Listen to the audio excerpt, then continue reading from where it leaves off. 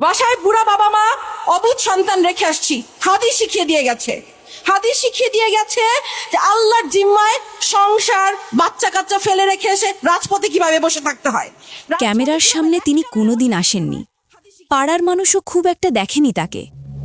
ঘরের চার দেয়াল, পর্দার আড়াল আর নীরব সংসারই ছিল তার পুরো পৃথিবী।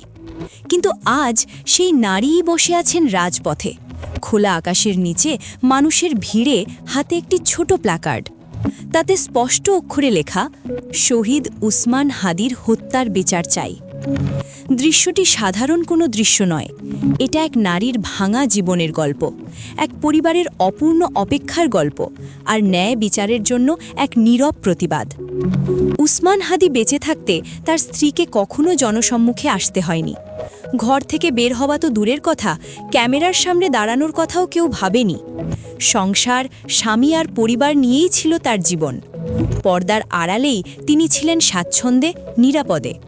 রাজপথ, আন্দোলন, প্রতিবাদ এসব যেন তার জীবনের সঙ্গে কোনোভাবেই জড়িত ছিল না। তিনি বিশ্বাস করেছিলেন, এই দেশ আছে, রাষ্ট্র আছে, আইন আছে, অন্যায়ের বিচার একদিন হবেই। তাই হয়তো তিনি ধৈর্য ধরেছিলেন, ভেবেছিলেন চুপচাপ থাকলেও ন্যায় বিচার নিজে থেকেই দরজায় করা নাড়বে। আদালত, প্রশাসন, তদন্ত সব মিলিয়ে একদিন সত্য সামনে আসবে। কিন্তু বাস্তবতা তার সেই বিশ্বাসকে বারবার ভেঙে দিয়েছে।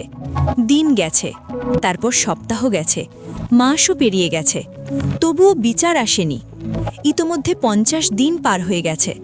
সংবাদ মাধ্যমের শিরোনাম বদলে গেছে, নতুন খবর পুরনো খবরকে সরিয়ে দিয়েছে।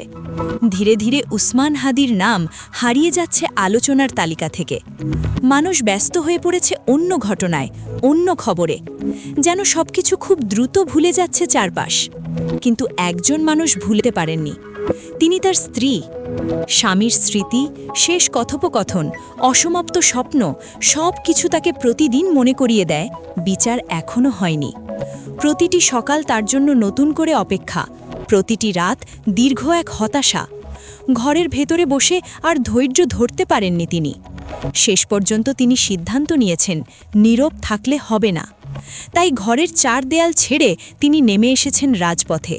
সাধারণ মানুষের পাশে বসেছেন। কোনো মাইক নেই, কোনো ব্যানার নেই, কোনো উচ্চস্বরে স্লোগান নেই। তিনি শুধু বসে আছেন, হাতে একটি প্ল্যাকার্ড নিয়ে। কিন্তু তার সেই নীরব বসে থাকা যেন হাজারো স্লোগানের চেয়েও শক্তিশালী। তার চোখে আছে প্রশ্ন, আমার স্বামীর বিচার কবে? তার মুখে নেই শব্দ, তবুও তার নীরবতা বলছে অসংখ্য কথা। তার ভেতরে জমে আছে ক্ষোভ, কষ্ট আর অপেক্ষার দীর্ঘ ইতিহাস। একজন পর্দানসীন নারীর এভাবে রাস্তায় বসে পড়া কেবল ব্যক্তিগত শোক নয়, এটা রাষ্ট্রের প্রতি এক নীরব অভিযোগ। এটা বিচার ব্যবস্থার প্রতি এক প্রশ্নচিহ্ন। এটা আমাদের সমাজকে মনে করিয়ে দেয়, যখন বিচার বিলম্বিত হয় তখন মানুষ নিজেই নেমে আসে রাস্তায়। তিনি কোনো রাজনৈতিক বক্তব্য দিচ্ছেন না, কারো বিরুদ্ধে স্লোগান দিচ্ছেন না। তিনি শুধু তার স্বামীর জন্য ন্যায় বিচার চাইছেন। একজন স্ত্রীর একটাই দাবি, হত্যার বিচার হোক, সত্য প্রকাশ হোক, অপরাধীরা শাস্তি পাক। তার উপস্থিতিই আজ প্রতীক হয়ে দাঁড়িয়েছে, অপেক্ষার, সাহসের আর ন্যায়ের দাবির। যে নারী কোনোদিন জনসম্মুখে আসেননি, আজ তিনিই রাজপথে বসে আছেন।